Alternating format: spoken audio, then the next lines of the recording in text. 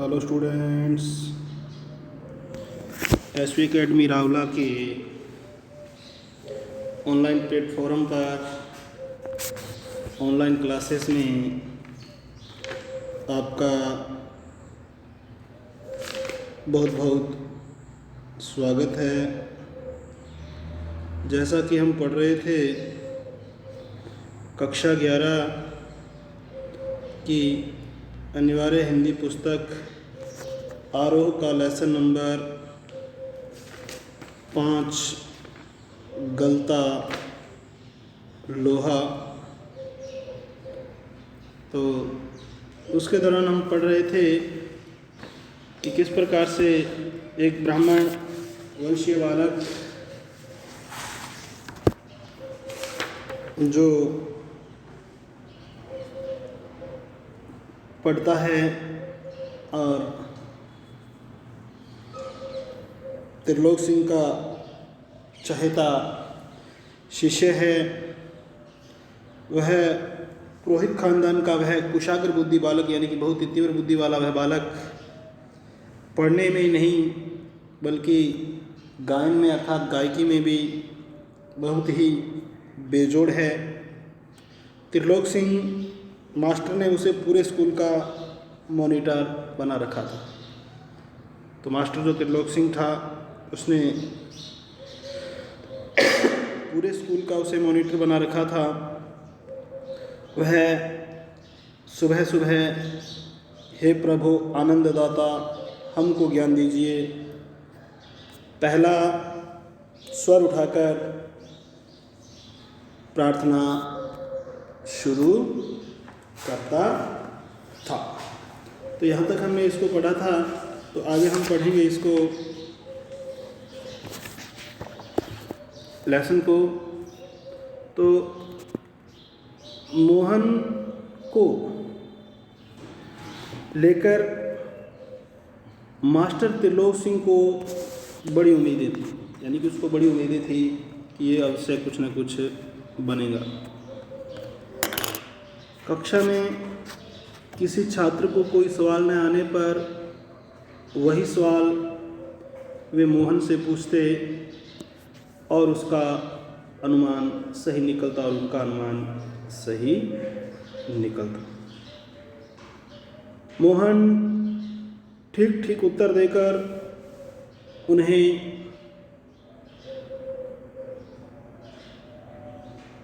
संतुष्ट कर देता और तब वे उस फिसड्डी बालक को दंड देने का भार मोहन पर डाल देता। तो मोहन था वो पढ़ने में काफ़ी कुशाग्र बुद्धि था। पकड़ इसका कान और लगवा इससे 10 उठक बैठक। तो मास्टर त्रिलोक सिंह कहता कि पकड़ इसका कान और इससे 10 उठक बैठक लगा। वे आदेश दे देते। धनराम भी उन अनेक छात्रों में से एक था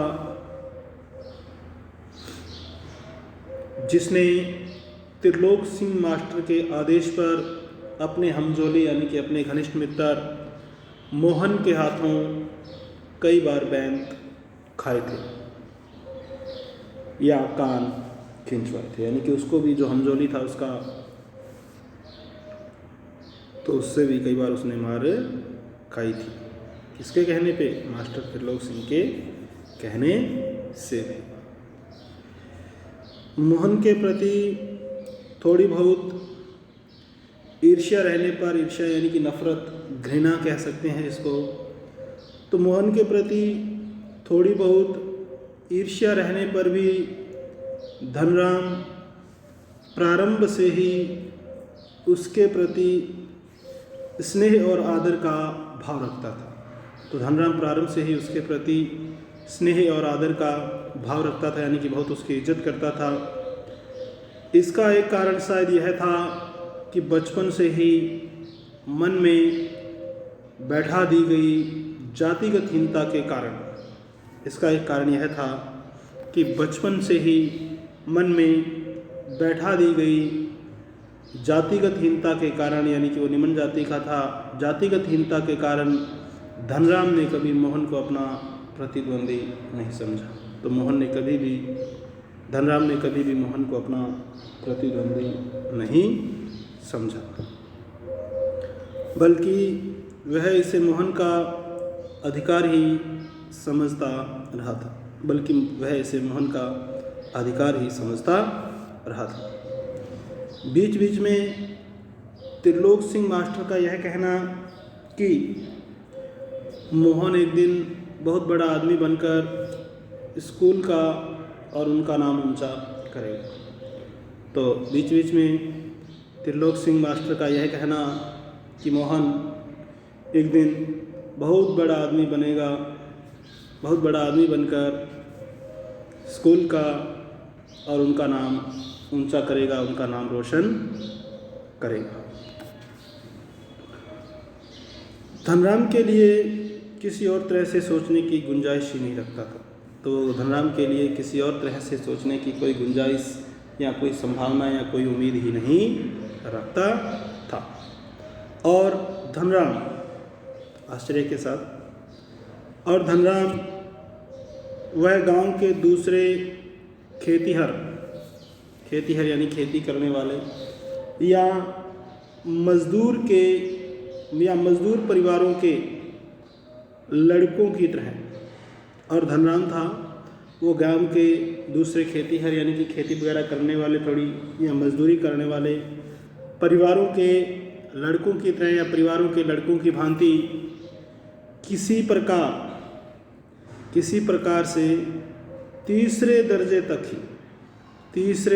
तक ही स्कूल का मुँह देख पाया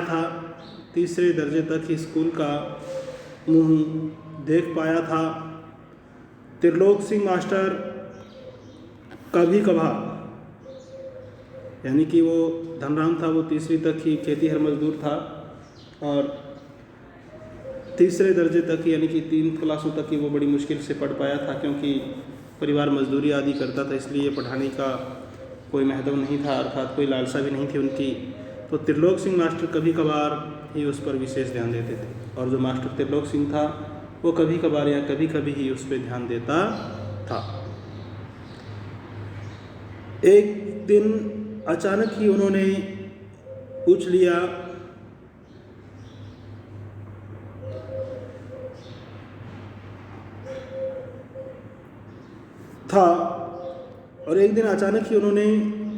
था, धनवा 13 का पहाड़ा सुना। तो उसको कहा धनवा कि चल 13 का पहाड़ा सुना। तो 12 तक का पहाड़ा तो उसने किसी तरह याद कर लिया था, किसी न किसी तरीके से उसने याद कर लिया था, लेकिन 13 का ही पहाड़ा उसके लिए पहाड़ हो गया था। परंतु 13 का पहाड़ा उसके लिए क्या हो गया था? पहाड़ हो गया था। तेरे एकम तेरे यानी कि वो 13 का पहाड़ा सुनाना शुरू किया उसने कि 13 एकम तेरे यानी कि 13 दूनी 24, और 13 दूने उसने क्या कर दिए भाई? 24 कर दिए। तो यानी कि 12 तक उसको पहाड़े बड़ी मुश्किल से याद हुए थे, जैसा कि इस लेसन में कहा गया है। परंतु तो मास्टर ने एक दिन उससे अचानक ही 13 का पहाड़ा पूछा, तो उसने सुनाना शुरू किया 13 एकम तेरे, यानी कि 13 एकम 13 और 13 दूने 24, और उसने 13 दूना 26 की बजाय क्या बोला? 24 बोला। सटाक यानी कि मास्टर के हाथ में डंडा था और उसने उस पर एक जमा दिया। एक संटी यानी कि एक डंडा उसकी पिंडलियों पर माँ साहब ने लगाई। मास्टर साहब ने उसकी पिंडलियों पे एक डंडा ज़ोर से लगाया कि वह टूट गई। जो डंडा था, जो डंडी वगैरह थी, छड़ी वगैरह थी, तो वो जब ज़ोर से मास्टर साहब ने उसकी पिंडलियों पे लगाई तो वह एकदम टूट गई, अर्थात वो थोड़ी कमज़ोर थी, इसलिए वो क्या हो गई भाई, टूट गई। गुस्से में उन्होंने आदेश दिया और फिर उनको बहुत ज़्यादा गुस्सा आया मास्टर को, तो उन्होंने गुस्से में आदेश दिया, ऑर्डर दिया उसे, जा नाले से एक अच्छी मजबूत संटी तोड़ कर ला। उस नाले के पास जा, यानी कि स्कूल के पास ही कोई नाला वगैरह था, तो उसमें पेड़ वगैरह थे, तो उसमें से अब मास्टर साहब ने उसको आदेश दिया बहुत ही गुस्से के साथ। जब वो छड़ी उससे टूट गई उसके लगाने से, जा नाले से एक अच्छी और मजबूत सी संटी या मजबूत सी छड़ी तोड़ कर ला, फिर तुझे तेरह का पहाड़ा याद कराता हूँ। और डांटते हुए उसने कहा कि जा मजबूत संटी तोड़ कर लेके आ, और फिर मैं आज तुझे कितने का, 13 का पहाड़ा याद करवाता हूँ, यानी कि मैं तुझे 13 का पहाड़ा याद करवाऊँगा। आगे है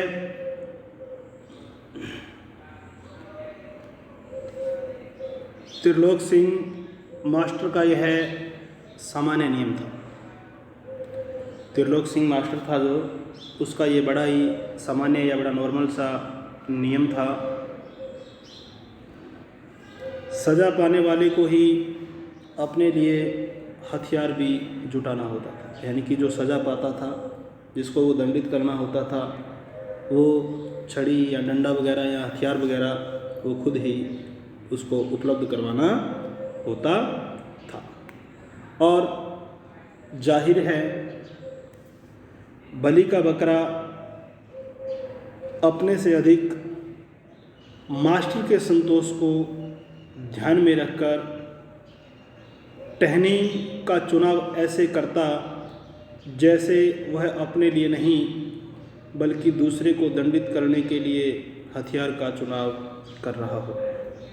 तो जैसा कि मास्टर त्रिलोक सिंह का नियम था कि जो सज़ा पाएगा वो डंडे का प्रबंध भी खुद ही करेगा, और बच्चे भी बड़े ही भोले भाले सीधे साधे बच्चे होते थे, और वो इस प्रकार से बढ़िया से डंडे का बढ़िया सा डंडा लेकर आते ताकि मास्टर उनसे, टीचर उनसे असंतोष की भावना प्रकट नहीं करे। तो इस प्रकार का वो डंडा लेके आते कि जैसे खुद को दंडित नहीं करवाना है, किसी और को दंडित करना है। आगे है धनराम की मंदबुद्धि रही हो, धनराम की मंदबुद्धि रही हो या मन में बैठा हुआ डर। आगे लेखक कह रहा है कि धनराम की मंदबुद्धि रही हो या मन में बैठा हुआ डर कि पूरे दिन घोटा लगाने पर भी,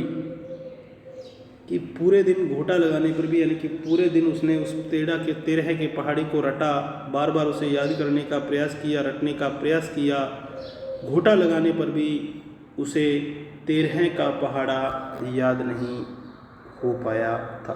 यानी कि उसने बहुत ज़्यादा प्रयास किया, उसको बार बार रटने का प्रयास किया, याद करने का प्रयास किया, घोटा लगाने का प्रयास किया, परंतु उसे 13 का पहाड़ा याद नहीं हो पाया था।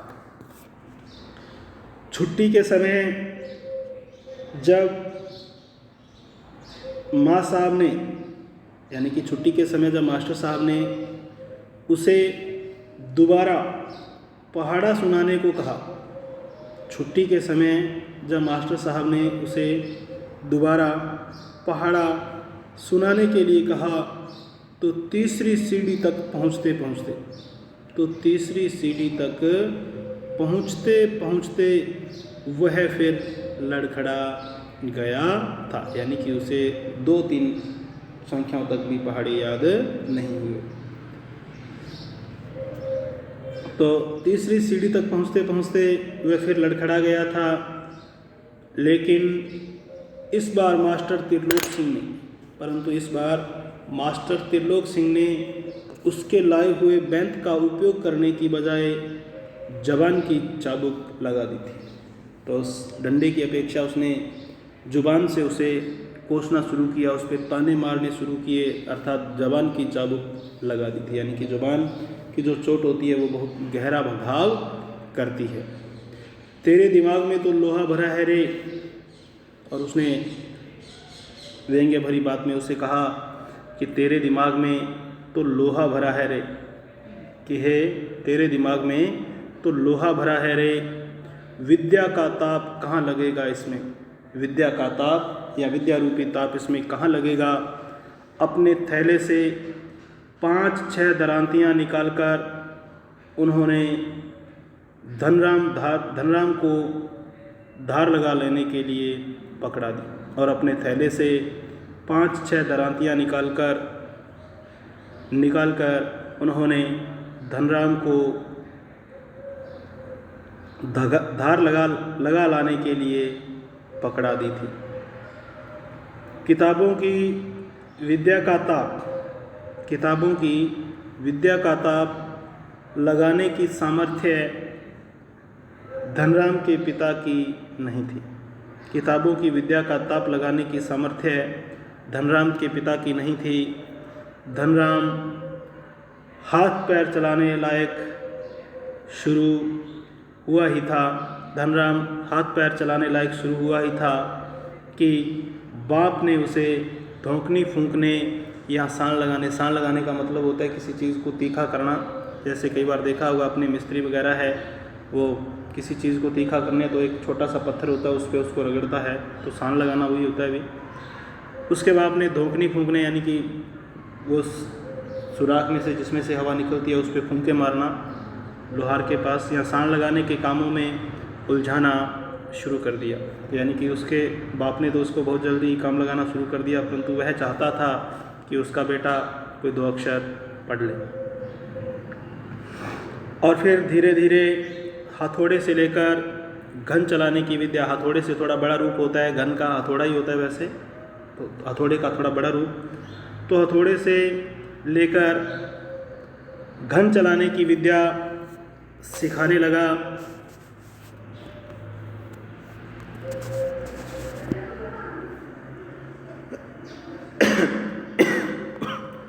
फ़र्क इतना ही था कि जहाँ मास्टर त्रिलोक सिंह उसे अपनी पसंद का बैत चुनने की छूट दे देते थे, वहाँ गंगाराम इसका चुनाव स्वयं करते थे। और जरा सी यानी कि थोड़ी सी भी गलती होने पर छड़, बेंत, हत्था जो भी हाथ लग जाता, जो भी उसके पास आता, उसी से अपना प्रसाद दे देते थे, यानी कि उसी से उसको पनिशमेंट दे देते थे।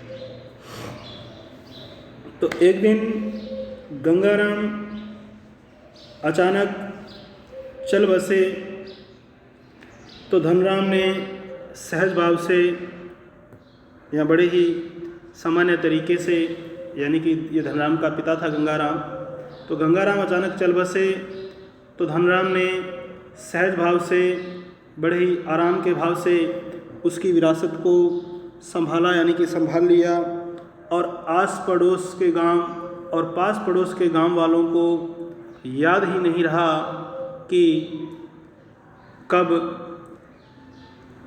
गंगाराम के ऑफ़र को धनराम का ऑफ़र कहने लगे थे। तो यानी कि जब उसके पिता की मृत्यु हो गई तो धनराम ने अपने विरासत को बड़े ही सहज भाव से उसको संभाला और उस पर काम करना शुरू कर दिया। और पास पड़ोस के गांव वालों को भी याद नहीं रहा कि वे कब गंगाराम के ऑफ़र को, इसको गंगाराम के ऑफ़र को धनराम का ऑफ़र कहने लग गए थे।